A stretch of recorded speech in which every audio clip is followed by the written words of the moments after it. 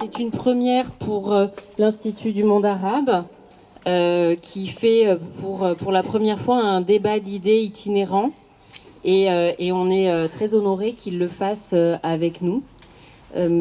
Et on est ravis que ça se déroule à la Maison Vary. C'était important pour nous d'être avec d'autres acteurs que nos camarades habituels de la culture. Et donc être dans un vignoble, c'était important.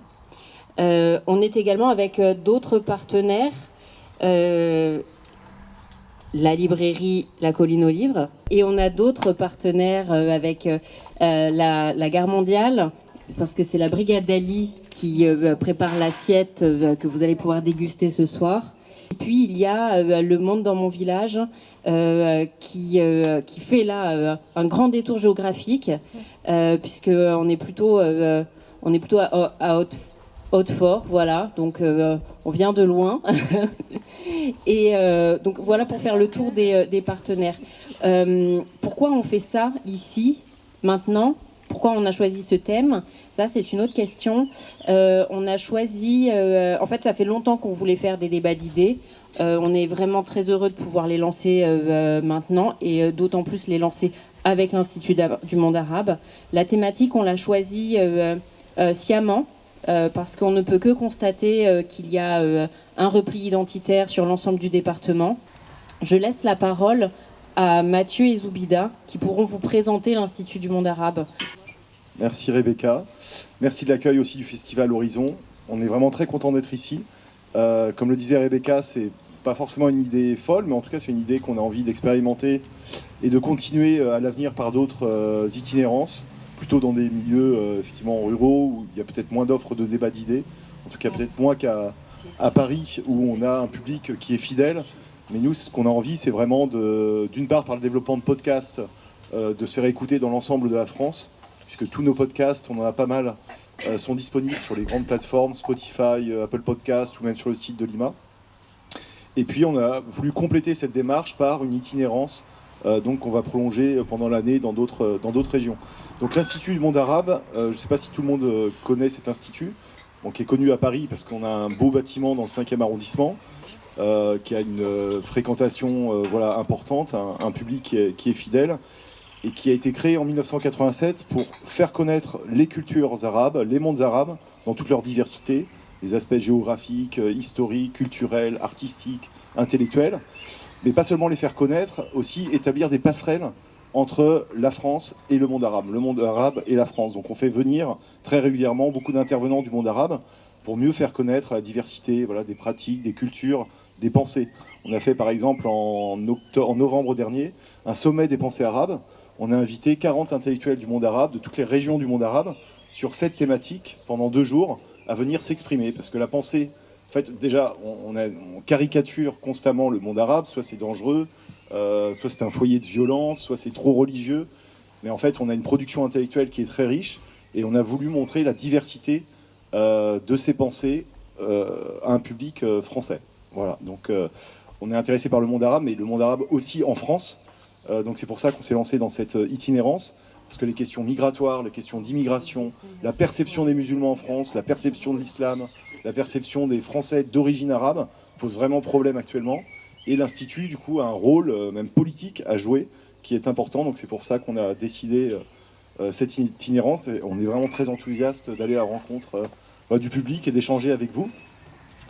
Et donc Zoubida va dire aussi un petit mot sur l'éventail de la programmation, parce qu'on a un bâtiment qui est à la fois un musée, qui propose des expositions, on a une librairie, une bibliothèque, donc vraiment c'est un bâtiment qui offre plein de ressources sur le monde arabe. Mais le problème c'est que le public est souvent à Paris, il faut être disponible, il faut se déplacer, et voilà, pour être accessible dans l'ensemble de la France, voilà, il y a plusieurs initiatives. La première collection, c'est de la traduction d'ouvrages de sciences humaines et sociales de l'arabe vers le français. Donc c'est des ouvrages de sciences humaines qui ont fait date dans le monde arabe, mais qui ne sont pas parvenus en France parce que jamais traduits. Donc l'idée, c'est aussi de pouvoir, comme disait Mathieu, renverser la focale et pas faire que on parle du monde arabe. Enfin, c'est pas que des chercheurs français qui parlent du monde arabe. Voilà. Je pense que c'est à peu près tout. Et une autre collection à venir sur les grands penseurs du monde arabe, la pensée médiévale. En fait, ça fait quelques années qu'on a lancé des rencontres autour de la philosophie arabe médiévale, qui est peu connue. Des grands noms comme Ibn Khaldoun, Avicenne, Ibn Sina, des grands noms dont on entend parler, mais même même dans le monde arabe, on les connaît pas forcément très bien. Donc, on a lancé tous les mois en fait une rencontre autour d'une grande figure. On veut en faire une collection éditoriale. Voilà. Nejma, moi je vais vous interviewer sur 2 euros de l'heure, votre deuxième ouvrage. Vous aurez le premier également là-bas, près du bar où on se retrouvera. Là on va beaucoup parler de 2 euros de l'heure. Avant de commencer sur cet ouvrage, je vais vous demander un petit exercice, un exercice compliqué. Alors je ne vais pas vous demander de fermer les yeux parce qu'on n'en est pas là. Je vais vous demander de vous représenter un sans-papier. C'est pas trop compliqué. Et ben moi, j'ai essayé cet exercice en lisant l'avant-propos de cet ouvrage-là. Pour moi, c'est un homme. Il est plutôt jeune. Il est noir. Il vient du Soudan, de la Côte d'Ivoire, du Nigeria. Il est plutôt très pauvre. Il est sans abri. Il est sans emploi. Il vit plutôt dans une zone très urbaine. J'ai faux en tout. Et si vous avez cette image-là, vous vous trompez profondément. Nejma, votre avant-propos, il est profondément touchant parce qu'en fait, il enlève déjà cette idée préconçue du sans-papier, l'image du sans-papier. Vous voulez rebondir un peu là-dessus? C'est quoi un sans-papier en fait en France? Bonjour à toutes et à tous. Merci pour cette invitation. Je trouve que votre introduction est absolument marquante et frappante parce que c'est vrai qu'on a souvent cette fausse image des personnes sans papier en France. Et ce que j'ai voulu montrer justement dans ce livre, et dont je me suis moi-même rendu compte en enquêtant, c'est une enquête de terrain qui a duré à peu près 2 ans, et entre le moment où je commence et le moment où le livre sort, il se passe 2 ans et demi. Je me rends compte qu'en réalité, c'est toute une diversité de profils. Bon, ça, je le savais. En termes de nationalité, par exemple, c'est vrai qu'on a tendance à s'imaginer tout de suite des personnes originaires soit du Maghreb, soit d'Afrique subsaharienne, quand on parle des migrants de manière générale et des personnes sans papier en particulier. Et petit à petit, en fait, je me suis rendu compte qu'il y avait aussi bien des personnes de nationalité colombienne, de nationalité vénézuélienne, de nationalité philippine, indienne, bangladaise. Enfin, je pourrais enchaîner comme ça. Et ça concerne beaucoup de nationalités dont on n'entend jamais parler dans les grands médias, ce que je trouve dommage. Et donc très vite, quand je me suis rendu compte de cette diversité, je me suis dit que c'était important de la restituer dans le livre. Donc il m'a fallu faire un peu un tri parce que des personnes sans papier, en réalité, j'en rencontre énormément dans le cadre de mon travail. Comme je travaille à Mediapart et je suis en charge des migrations, ce terme à la fois précis mais aussi très large, qui inclut énormément d'aspects différents. Et donc il m'a fallu faire ce petit tri. Donc d'abord sur les nationalités, mais ensuite aussi par exemple sur le genre. C'était très important pour moi aussi, et ça rebondit sur ce que tu disais en intro, d'avoir autant de femmes, à peu près autant de femmes que d'hommes, parce qu'aujourd'hui on pense qu'il ne s'agit que d'hommes. C'est d'ailleurs ce qui nous est souvent montré dans les photos qui sont publiées dans certains médias. On voit quand on nous parle d'arrivée de personnes migrantes en Europe, des embarcations avec uniquement des hommes en photo qu'on voit en gros plan, qui parfois peuvent aussi avoir un visage un peu effrayant, tout simplement parce que ces personnes sont en train de vivre une situation absolument effroyable et qu'elles sont en grande vulnérabilité. Et ce qu'on ne dit pas, c'est qu'au milieu de ces bateaux, et ça, moi, je m'en suis rendu compte parce que j'ai eu l'opportunité de suivre les opérations de sauvetage en Méditerranée centrale, c'est qu'au milieu des bateaux, il y a des femmes, il y a des enfants, et il y a même des tout petits, des bébés. Moi, j'ai été amenée à m'occuper d'un bébé de 3 mois qui s'appelle Alima, qui est aujourd'hui en France, avec ses parents et ses frères et sœurs. Et en fait, ils sont au milieu du bateau, non pas parce qu'il faut les cacher, non pas parce qu'il y a un machisme plus prégnant chez les migrants que chez nous, mais parce que ça les protège. Pourquoi ? Parce que quand on a des embarcations de type canot pneumatique, les hommes, le plus souvent, sont assis sur les boudins qui sont sur les côtés. Donc ils ont une jambe à l'extérieur avec le pied bien souvent qui est dans l'eau. Et les femmes sont au milieu avec les bébés pour être protégées en cas de houle, en cas de naufrage, etc. Donc voilà, très important pour moi d'avoir autant de femmes que d'hommes, aussi parce qu'elles représentent 50% des arrivées en Europe, et ça on ne le dit pas assez non plus. Et que, il faut le dire, y compris dans mon travail quotidien à Mediapart, il faut faire l'effort de les trouver. Il faut faire l'effort de les trouver, de les mettre en confiance et de les amener à se confier si elles le souhaitent, bien sûr. Il n'y a jamais aucune obligation. Quand il est beaucoup plus facile pour nous de trouver les hommes, et ça, je pense que c'est valable un peu partout, les hommes ont cette capacité, cette facilité d'occuper peut-être un peu plus facilement l'espace public que les femmes. Donc, et comme elles peuvent aussi être en danger dans des terrains un peu compliqués, je pense aux campements de personnes migrantes qu'on retrouve en région parisienne par exemple, et ben les femmes, pour se protéger, elles vont avoir tendance à rester dans la tente le plus possible, et elles ne vont sortir que pour aller faire leurs besoins ou vraiment en cas d'absolue nécessité, quand les hommes, eux, seront plus facilement à l'extérieur. Il y avait ça, et puis il y avait aussi une diversité dans les secteurs d'activité dans lesquels on pouvait les retrouver. Donc, vous disiez tout à l'heure sans emploi. En réalité, les personnes sans papier en France, elles sont toutes amenées à travailler à un moment ou à un autre. Évidemment, c'est pas quelque chose de constant. C'est-à-dire qu'elles peuvent enchaîner des petites missions petit à petit, des missions qui peuvent parfois durer une journée, quand elles vont être embauchées pour travailler sur un chantier de BTP, par exemple, ou quelques semaines, ou quelques mois, si la mission est plus longue. Donc ça n'est pas constant, évidemment, ça n'est pas pérenne, mais en tout cas, elles travaillent. Elles n'ont pas le choix. Si elles ne travaillent pas, en réalité, elles ne peuvent pas vivre et survivre parmi nous en France. Et ça, par contre, c'est quelque chose que j'ai découvert pendant mon enquête, c'est cette pluralité de secteurs d'activité dans lesquels on pouvait les retrouver. Ce qui m'amène à dire qu'en fait, on est dans un phénomène globalisé et qu'on peut les retrouver aussi bien dans le secteur du commerce. Dans le livre, il y a l'histoire de Yao, qui est vendeur dans un supermarché Super U, et qui va donc disposer les articles que vous allez être amené à prendre quand vous faites vos courses. Je pense que si vous croisez Yao à l'intérieur du supermarché, vous n'imaginerez pas une seconde que cette personne est sans papier. On retrouve des agriculteurs qui vont faire la cueillette des fruits et légumes que vous allez être amené à consommer, à acheter sur les marchés. Les marchés aussi, vous allez retrouver aussi parmi les vendeurs des personnes sans papier. L'entretien, ça c'est un secteur un peu plus connu où on va retrouver des personnes sans papier. Donc il y a l'histoire de Moussa qui lui est agent d'entretien dans les trains de la SNCF, quand même une grosse entreprise, pas des moindres en France, et qui donc va circuler de wagon en wagon pour ramasser vos déchets. Chose qu'on pourrait parfaitement faire nous-mêmes en sortant du train. Il y a des poubelles d'ailleurs dans les trains, on pourrait très bien les jeter nous-mêmes. Voilà, lui c'est sa mission. Il n'est pas embauché directement par la SNCF, ça passe par des agences intérim qui jouent un grand rôle aussi dans l'exploitation des personnes sans papier. Et puis on a, et là peut-être que ça va un peu plus vous surprendre, le cas de Hajer qui est donc médecin originaire de Tunisie et qui se retrouve à travailler à l'hôpital public en région parisienne pendant 8 mois en étant sans papier. Alors que l'administration de l'hôpital le sait.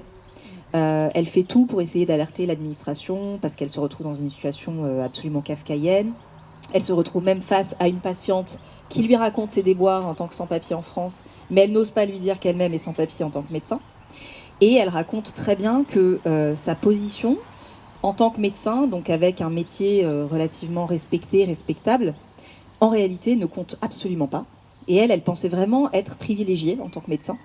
Et elle est traitée, quand elle se rend en préfecture pour essayer de comprendre pourquoi ça coince, exactement comme toutes les autres personnes étrangères en France, sans aucune considération, si je puis dire. Et ça la ramène un peu à la réalité. Et voilà, elle se retrouve à égalité avec toutes les autres personnes sans papier.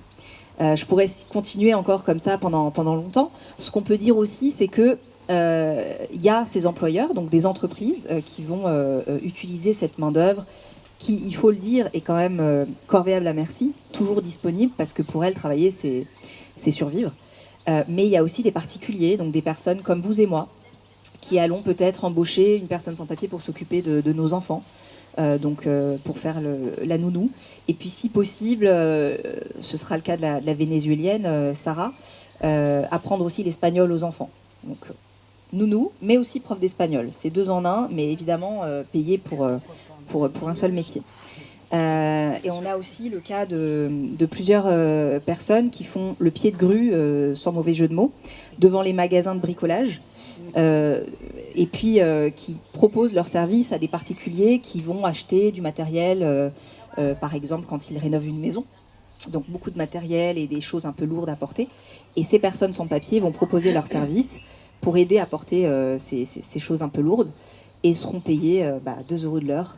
Quand elles seront payées, il y a des personnes qui ne sont carrément pas payées parce qu'elles auront été utilisées et finalement, à la fin, certaines personnes mal intentionnées leur diront non, de toute façon, je te dois rien. Comment est-ce que tu veux prouver que tu as travaillé pour moi va au commissariat porter plainte. Et on sait très bien que quand on est sans papier, on ne franchit pas le seuil de la porte du commissariat. Voilà, c'était vraiment quelque chose vraiment, je le disais tout à l'heure, mais c'est important de globaliser, c'est-à-dire que nous-mêmes, on en profite quelque part, parce que ces personnes participent à notre confort quotidien, qu'on le veuille ou non, puisqu'on les retrouve dans tous ces secteurs d'activité, et puis parfois on en profite même directement, peut-être même en pensant bien faire, je pense aux nounous par exemple, alors qu'on entretient un peu ce système hypocrite qui vise à exploiter les plus vulnérables en France. Beaucoup de points abordés, évidemment. On va revenir sur une partie d'entre eux. Il n'y a pas beaucoup de chiffres dans cet ouvrage, tout simplement parce qu'effectivement, c'est plutôt un recueil d'expériences, de rencontres. Il y en a un qui m'a quand même marqué. Allez, tiens, on va s'amuser un peu avec le public. Et d'ailleurs, je tiens à préciser, comme on est en petit groupe, vous n'hésitez pas à intervenir si vous avez une question directement. On est sur un échange un peu libre. Mais avant, Béatrice. Non, d'abord. Je voulais dire quelque chose par rapport à ce que vous venez de dire. Non, mais parce qu'en fait, actuellement, ne ris pas. Je ris pas. Actuellement, en fait, je fais partie d'une entends pas, madame. Non, mais c'est des sans-papiers. Et en fait, actuellement, en fait, le seul emploi qu'ils ont le droit d'occuper avant d'avoir des papiers, c'est le chèque emploi service. Mais autrement, ils n'ont pas le droit de travailler, en fait. Oui, c'est toute l'hypocrisie. C'est-à-dire, Madame disait, ils n'ont pas le droit de travailler. Ouais. La seule manière de les faire travailler légalement, si je puis dire, c'est les chèques emploi-service. Oui, tout à fait. Qui peuvent être utilisés dans le cas des nounous, par exemple, ou des aides à domicile. Mais à l'hôpital, c'est illégal, en fait. Mais complètement. Ouais. Complètement. C'est-à-dire que l'administration de l'hôpital, dans le cas de Rajel, elle était dans l'illégalité la plus totale. Et on y reviendra peut-être, mais son histoire est incroyable. Enfin, elle a appris par la suite qu'elle faisait l'objet d'une OQTF, elle était même pas au courant. Mais finalement, c'est un peu ça l'hypocrisie, et c'est ce que pointe Moussa dans le livre, c'est-à-dire que pour travailler, on nous demande des papiers, mais pour avoir des papiers, on doit travailler. Parce que la régularisation se fait aussi comme ça. On demande des fiches de paye, donc ça veut dire qu'il faut travailler même si on est sans papier. Et donc voilà, effectivement, c'est toute une série d'entretiens. Il y a un chiffre, moi, qui m'a quand même marqué, c'est la quantité, le nombre de personnes sans papier. Pour vous dire, alors, pour se projeter, parce qu'on est quand même sur 700 000 annoncés, 600-700 000, c'est difficile de faire des statistiques, visiblement. Ouais, 700, 800 000, d'après Gérald Darmanin, c'est pas mes chiffres, c'est l'ancien ministre de l'Intérieur qui a évoqué ces chiffres. Une référence pour nous, vous l'aurez bien compris, Darmanin, c'est plus que les Bretons. Non. Bien sûr que si, j'ai été regardé et vérifié, Madame Béatrice. C'est plus que les jeunes qui passent le bac cette année. Pour vous dire, c'est 1% de la population, c'est quand même quelque chose d'extrêmement marquant. Et c'est ce qu'on voit là aussi dans l'avant-propos, c'est qu'en fait, vous les croisez en permanence, ces fameux sans-papiers. C'est-à-dire que c'est pas quelque chose que vous ne pouvez pas toucher, que vous ne pouvez pas imaginer, c'est pas des personnes qui sont loin de vous. Quand vous commandez Uber Eats, par exemple, vous avez des chances d'utiliser, de faire appel à un sans-papier. Ça, c'était déjà un point qui est extrêmement fort dans l'ouvrage, c'était de rappeler que c'est des personnes qu'on croise quotidiennement. C'est des personnes que vous et moi pouvons croiser à tout moment dans la journée sans savoir que ces personnes sont en situation dite irrégulière. Et juste pour revenir sur les chiffres, c'est vrai que j'aurais aimé en trouver plus, mais ça dit quelque chose quand même, le fait qu'il n'y en ait pas plus que ça. C'est-à-dire qu'il n'y a pas eu, et ça je le dis, hein, ça vient de la bouche d'éminents chercheurs en sciences sociales ou en économie qui m'ont dit qu'ils n'avaient pas fait de travail de recherche sur cette question précise. Donc c'est vrai qu'on manque de chiffres, on était nous-mêmes étonnés à la fin de cette enquête avec mon éditrice, mais franchement j'ai cherché, je vous dis ça a duré 2 ans, Et il y a des chiffres qu'on ne trouve pas. Et ça dit quelque chose, c'est-à-dire que ça reste vraiment en souterrain, c'est quelque chose qu'on refuse de voir.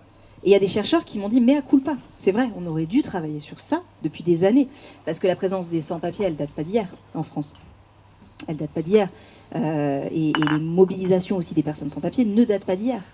Donc c'est quand même étonnant. Alors on va poser une question qui semble naturelle après cette intervention-là, c'est à qui profite le crime? Dans le livre, visiblement, le système est très bien rodé. Il y a beaucoup de personnes qui profitent de cette situation-là, qui profitent de ces gens-là en l'occurrence. On a des pistes, vous voulez évoquer certains points.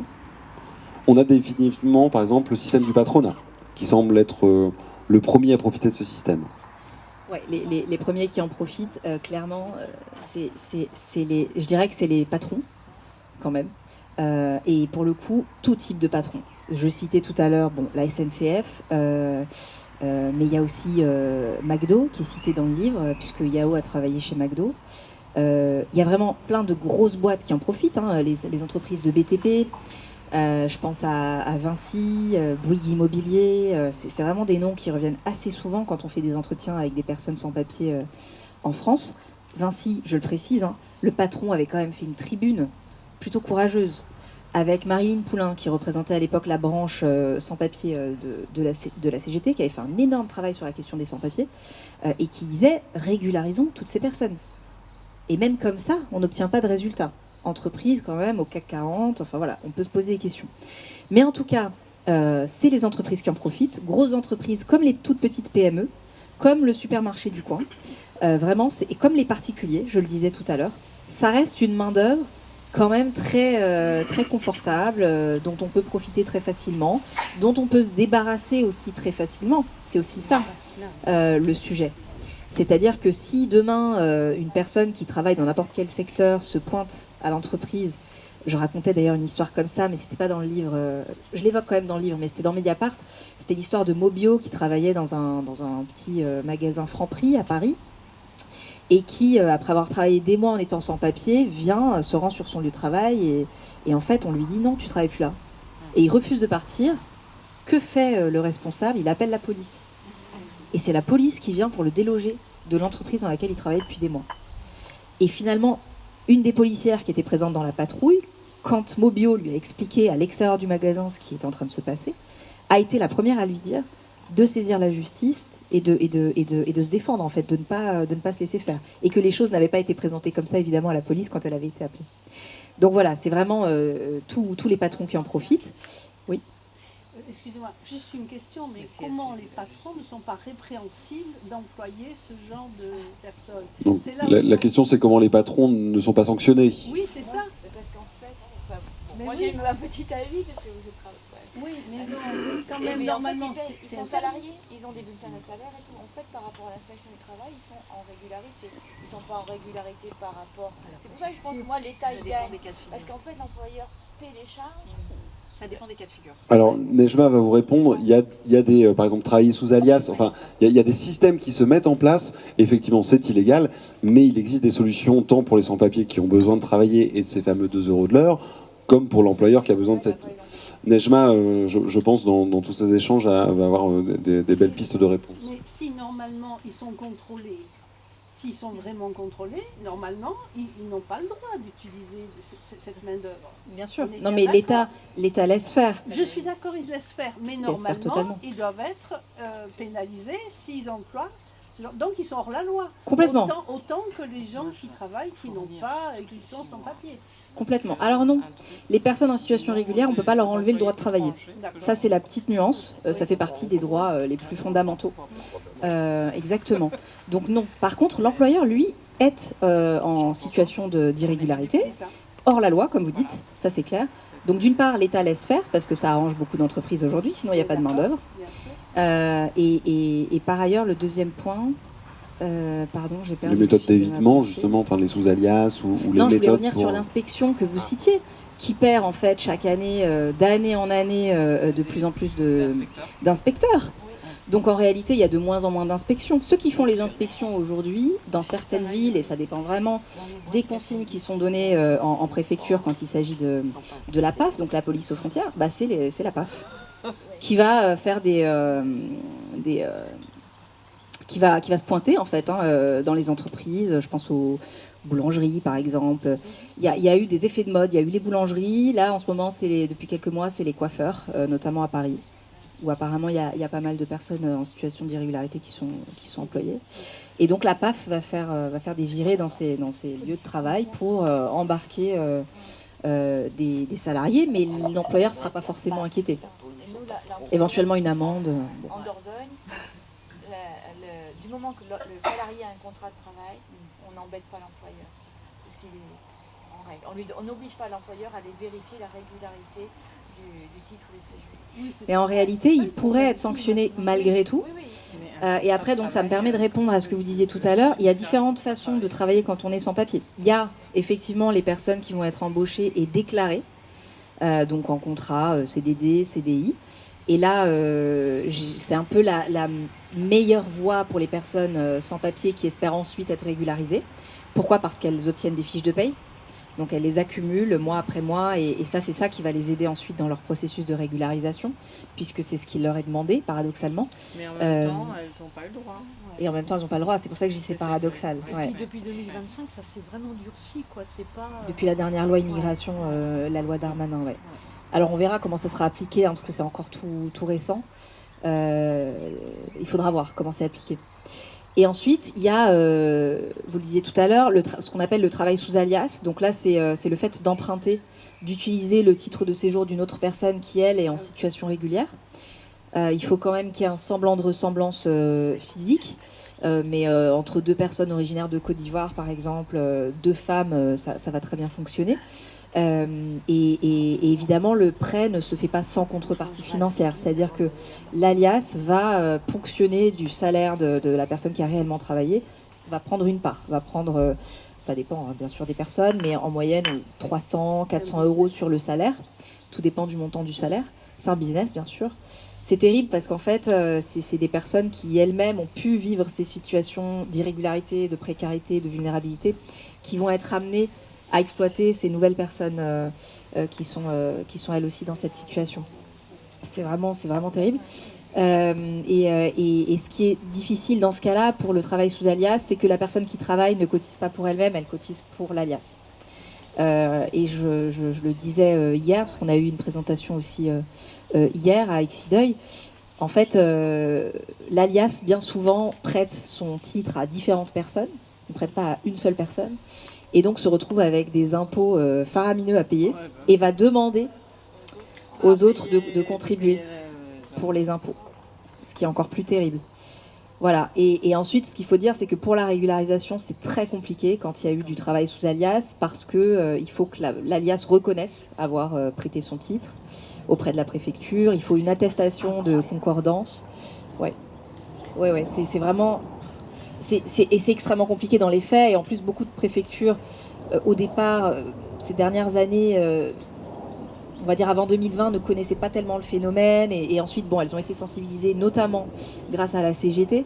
Donc il y a des préfectures qui connaissent aujourd'hui ce phénomène et qui l'acceptent et qui acceptent de traiter les dossiers. Il y en a d'autres qui rejettent d'office en considérant que la personne a triché en utilisant le titre d'une autre personne. Mais en tout cas, ça complexifie beaucoup les choses. Il faut aussi que l'employeur reconnaisse qu'il y a eu du travail sous alias. Et il faut que la personne qui a travaillé réellement apporte des preuves d'avoir travaillé réellement. Donc peut-être cette prise en photo sur le lieu de travail tous les jours pendant 3 mois par exemple, pour pouvoir montrer que c'était bien elle qui était sur le lieu de travail et non pas l'alias. C'est très complexe, autant dire que par ce biais-là c'est compliqué ensuite d'obtenir une régularisation. Ensuite il y a l'utilisation d'un faux titre qui s'achète sur le marché noir pour environ 300 €. Les boutiques, elles sont identifiables à Paris. Même l'ancien ministre de l'Intérieur, Gérald Darmanin, connaît leur existence et sait où elles se trouvent. Et pourtant, elles existent toujours. Donc voilà, ça va prendre quelques jours, voire une semaine pour avoir un faux titre.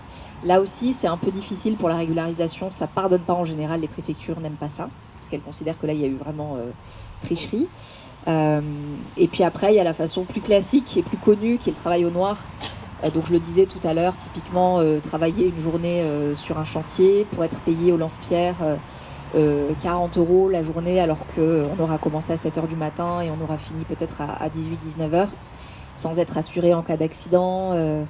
Il y a aussi l'histoire de Roland dans le livre qui décède sur un chantier de BTP. Voilà, c'est ces 4 façons-là de travailler. Donc c'est sûr que quand on est déclaré en CDI, c'est plus simple. Mais bon, il faut aussi prendre en compte tout le reste, parce que ça reste quand même extrêmement...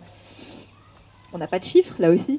Mais ce qu'on voit beaucoup plus, c'est le travail sous alias et le travail au noir que le travail déclaré.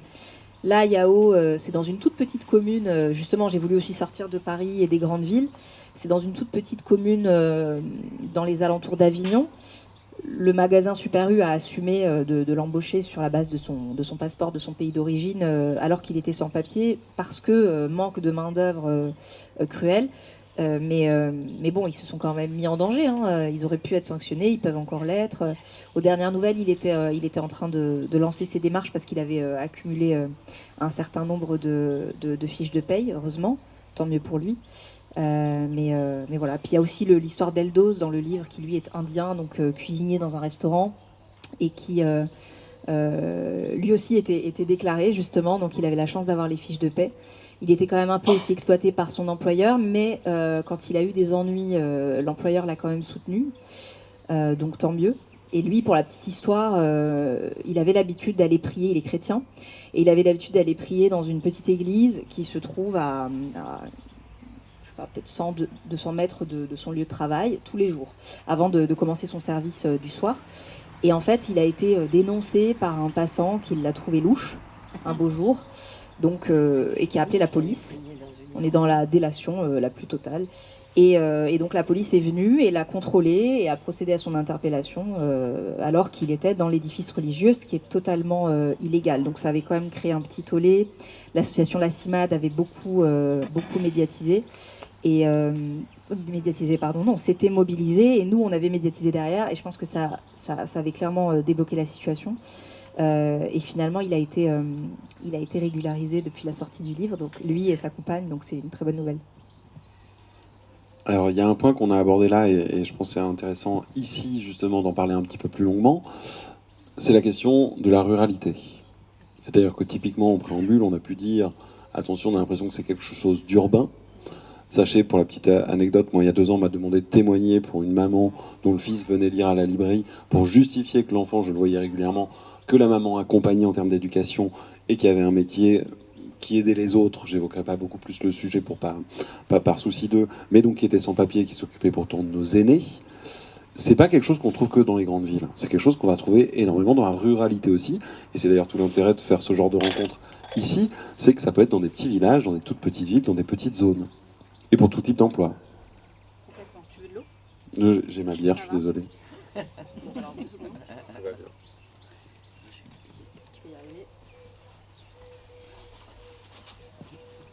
Oui, complètement. Vraiment dans les grandes villes, évidemment, mais aussi dans les milieux ruraux, et particulièrement dans le secteur de l'agriculture. Moi, j'ai énormément de sources qui me disent qu'elles ne voient que ça. Vraiment, il n'y a que des personnes étrangères, et bien souvent sans papier, sauf quand il s'agit de travail détaché, de travail saisonnier. Mais malheureusement, même les travailleurs saisonniers qui viennent de manière régulière se retrouvent ensuite en situation d'irrégularité parce que le patron ne joue pas le jeu pour reconduire leur contrat et donc reconduire leur papier. C'est l'histoire d'Abdoulatif et de ses camarades que je raconte dans le livre. Alors eux, ils sont venus du Maroc de manière régulière, enfin de manière officiellement régulière, puisqu'ils sont venus en tant que travailleurs saisonniers, mais officieusement, ils ont quand même été obligés de débourser plus de 10 000 € en fait, à un intermédiaire qui les a fait venir pour travailler dans une exploitation agricole. Et en fait, bon, on pourrait le qualifier de passeur, hein, ce monsieur, parce qu'il l'a fait avec eux, mais il l'a fait avec d'autres personnes. Et depuis, cette histoire a été médiatisée, notamment par Street Press, donc c'est très bien, si jamais vous voulez aller voir. C'est un site en ligne. Je crois qu'ils l'ont fait en vidéo, donc c'est encore plus frappant. Et donc, ce petit groupe de travailleurs saisonniers marocains, ils sont arrivés en France par le truchement de cet intermédiaire qui s'est bien servi au passage, et ils ont été parqués dans une toute petite chambre à 6, avec des conditions de vie terribles, on peut le dire. Donc les lits, en fait, c'était des lits semblables à ceux des campements militaires, collés les uns aux autres, les murs pleins de moisissures, enfin c'était effrayant. Et pas le droit de sortir, sauf le samedi après-midi, en étant encadrés par ce fameux intermédiaire. Donc ils avaient le droit de sortir 1 heure pour aller faire quelques courses, et c'est tout. Pas le droit d'aller chez le médecin, pas le droit d'aller se balader. De toute façon, ils n'avaient pas de voiture et ils étaient vraiment très isolés. Et évidemment exploités dans le cadre du travail, avec des horaires très difficiles, évidemment la chaleur l'été à supporter. Voilà. Bon. Et eux, au bout d'1 an, donc ils arrivent, ils étaient censés avoir un contrat de travail et être payés relativement, on va dire de façon correcte. Et finalement, le patron refuse le contrat de travail, alors qu'ils sont arrivés. Donc en fait, ils n'ont pas le choix, ils sont obligés d'accepter la situation, ils sont déjà là. Et ils sont censés être pris en charge, logés, etc. Donc pas de contrat, et ils refusent de les payer tous les mois. Donc il leur dit, vous travaillez, et puis dans 5-6 mois, on verra si je vous paye. Alors que toutes ces personnes, en fait, elles migrent aussi pour venir en aide à leur famille qui est restée au pays et qui est souvent dans des conditions financières difficiles. Donc ils se retrouvent dans ce piège, je pense qu'on peut qualifier ça de piège. Et puis l'année suivante, donc, ils arrêtent de travailler pour ce patron voyou, et ils se retrouvent sans papier, puisque impossible de renouveler leur papier, puisqu'il n'y a pas de patron, il n'y a pas de contrat, il n'y a rien. Voilà.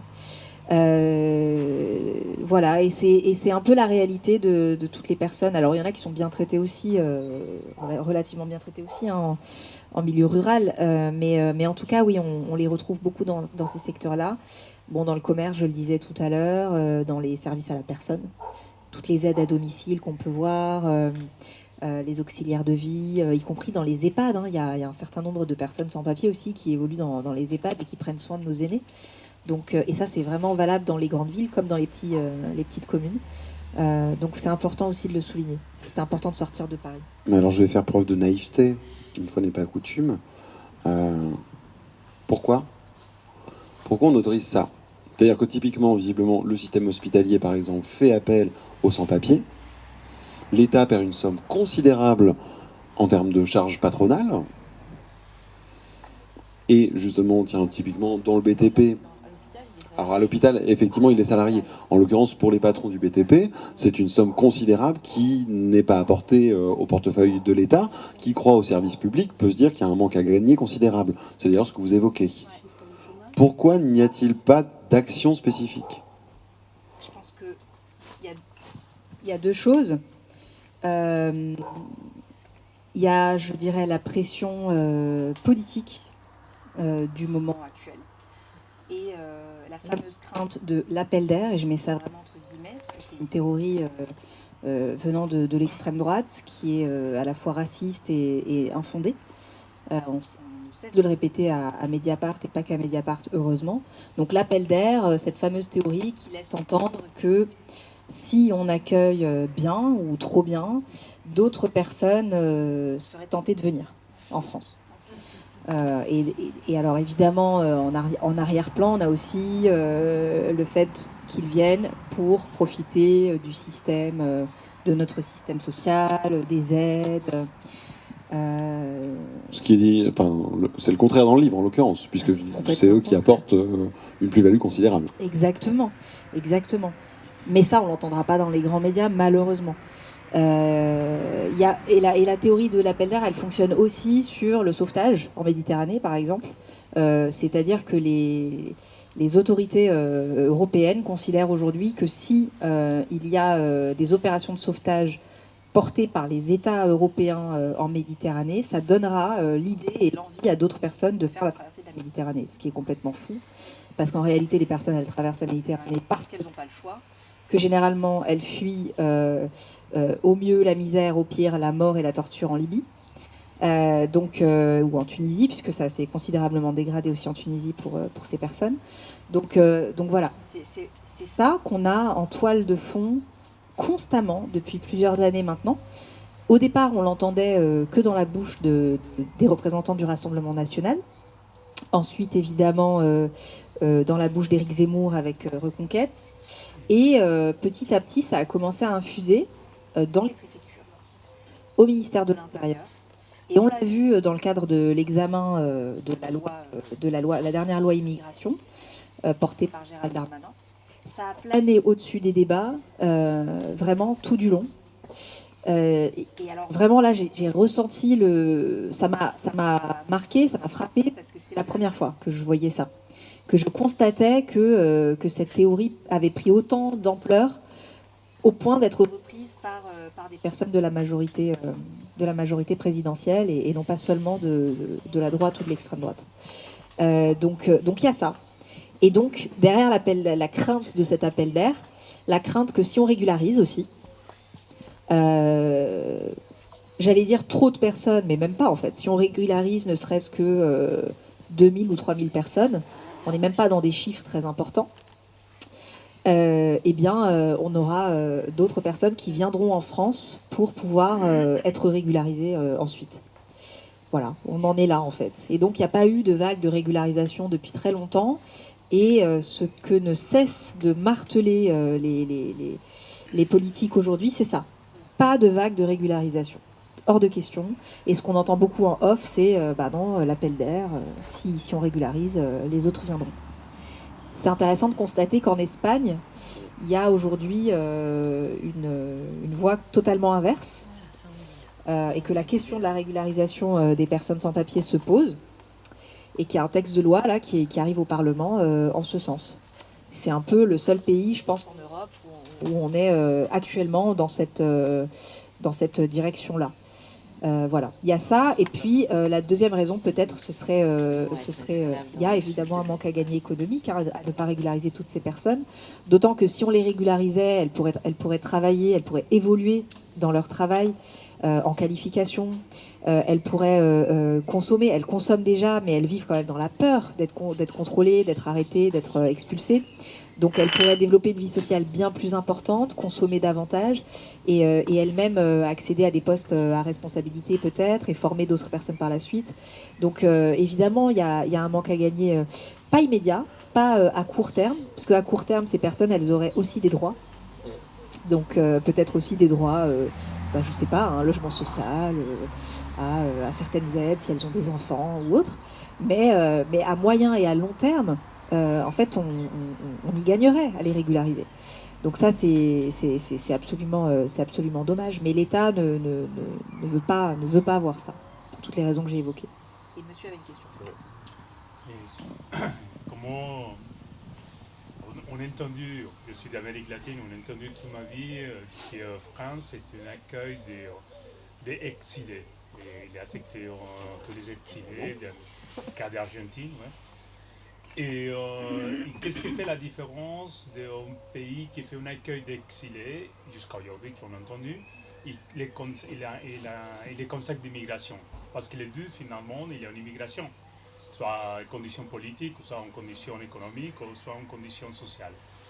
Mais il y a en plus, comment est-ce que vous voyez sur les personnes diplômées qui arrivent de l'immigration, que jamais ils ont la possibilité d'homologuer son diplôme parce qu'il n'y a pas de reconnaissance de sa possibilité académique et même pas la reconnaissance méritocratique de l'expérience de travail.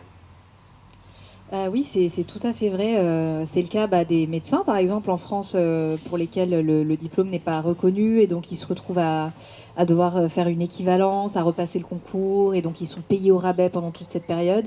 C'est comme s'ils étaient ramenés au statut d'interne en réalité.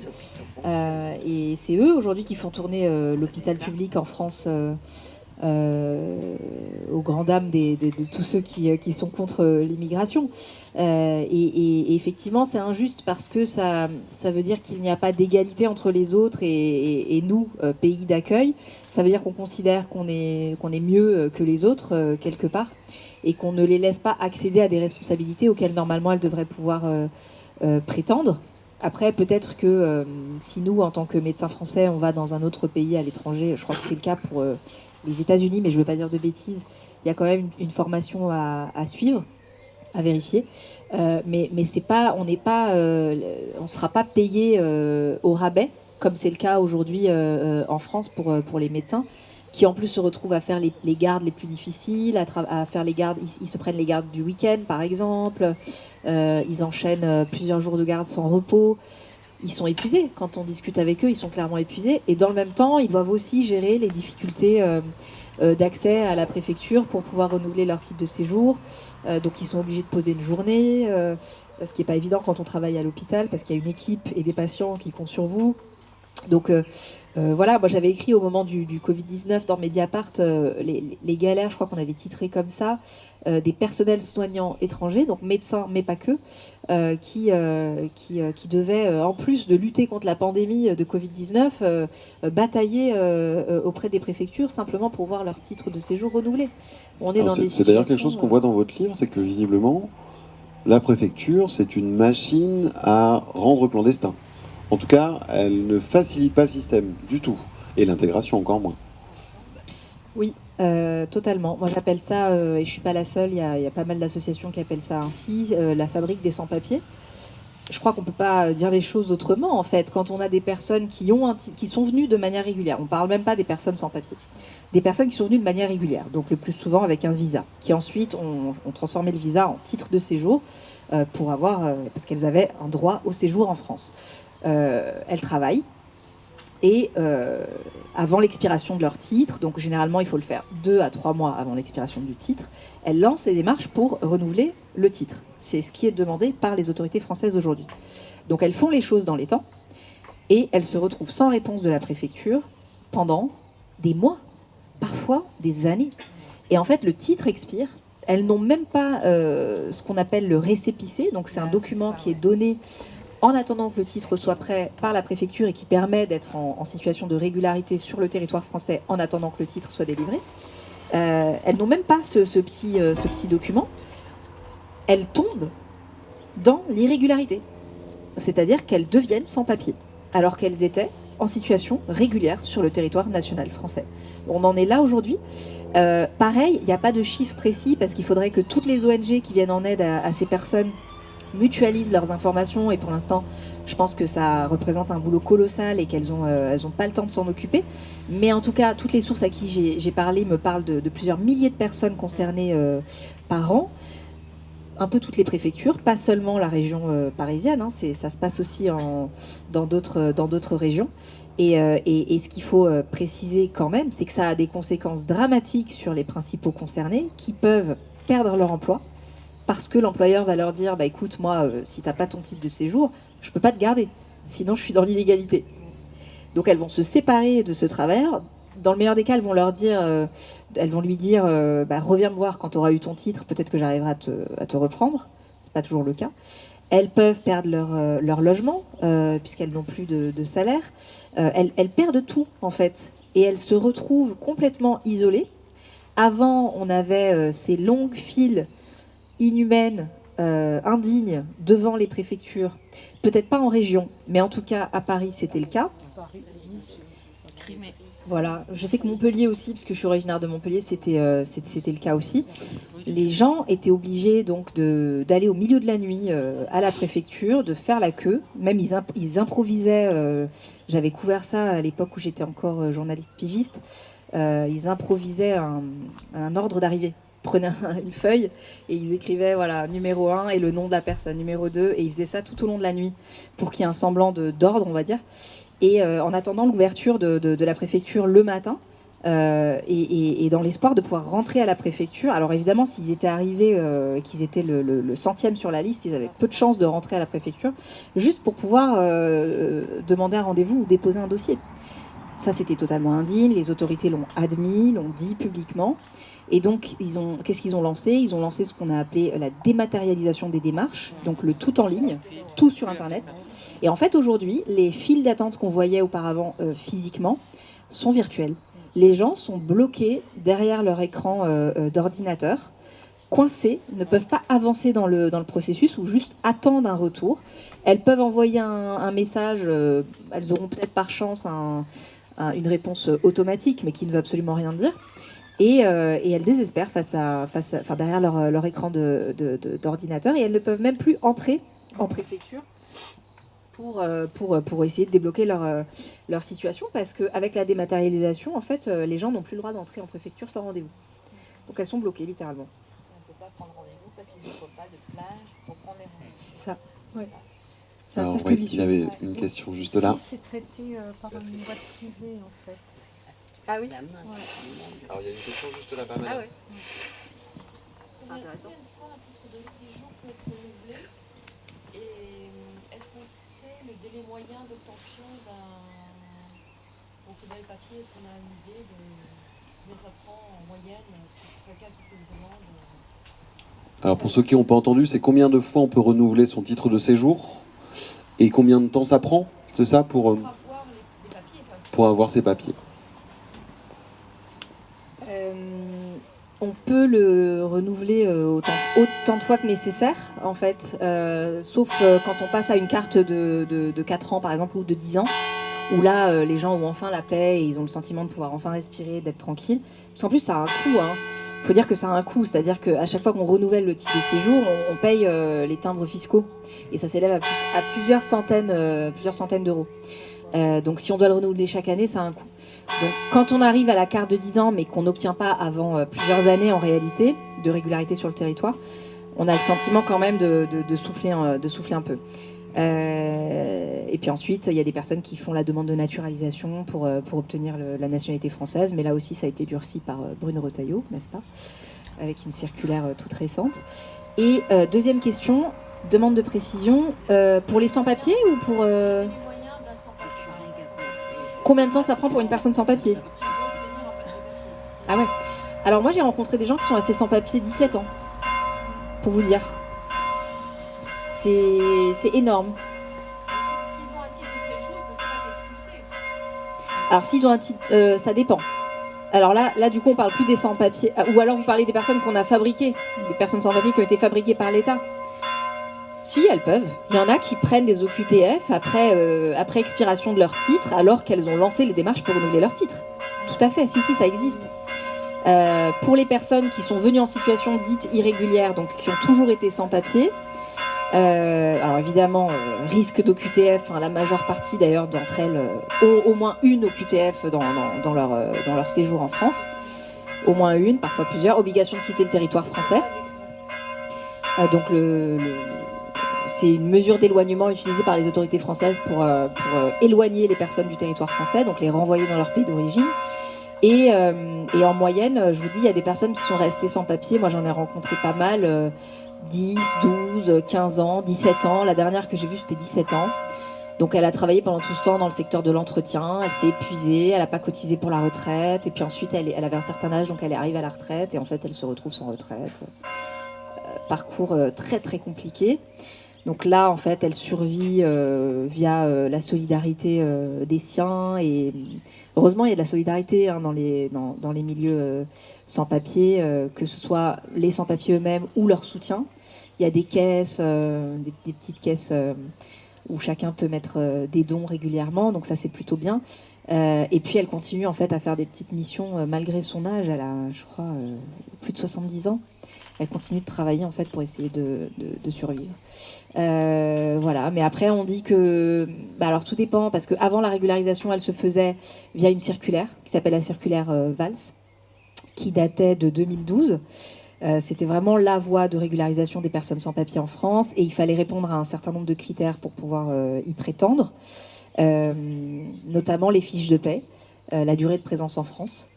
Et évidemment l'attestation CERFA de l'employeur qui reconnaît faire travailler la personne et vouloir la garder en emploi.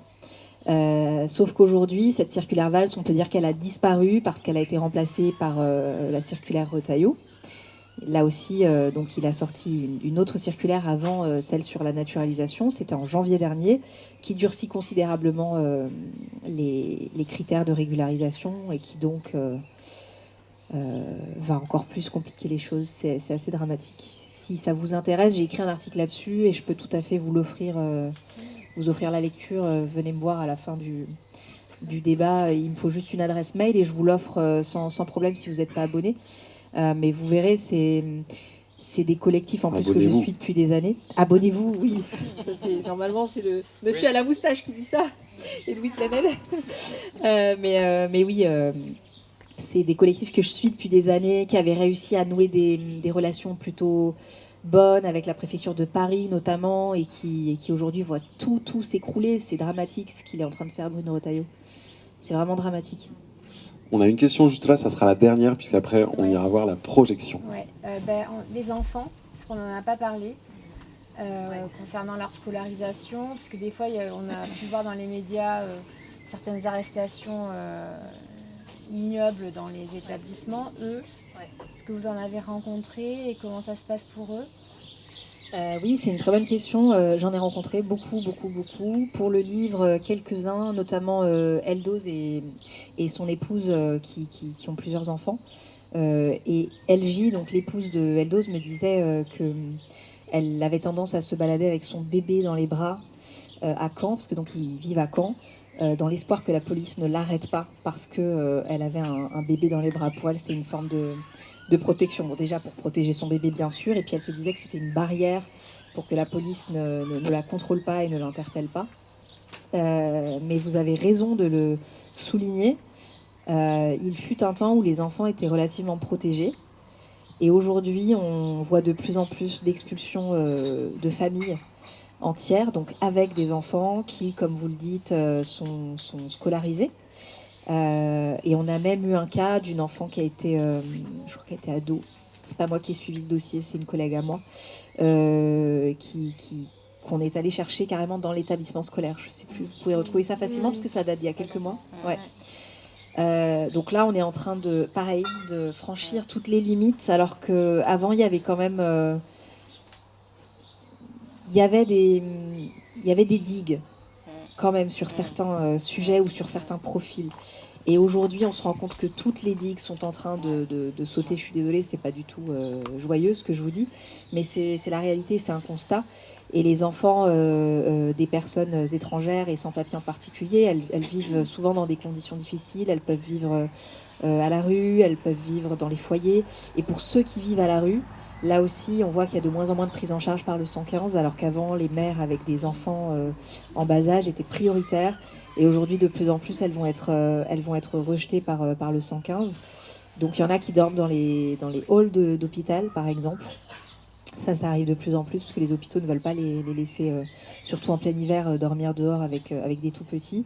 Mais c'est extrêmement difficile pour eux aussi, et ça mériterait encore un autre travail, je dirais. Peut-être la vie des enfants étrangers et peut-être sans papier. Nejma, merci beaucoup. Je vous invite.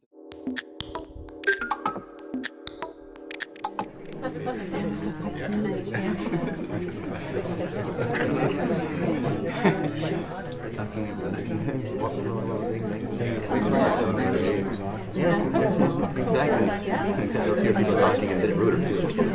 Yeah, that's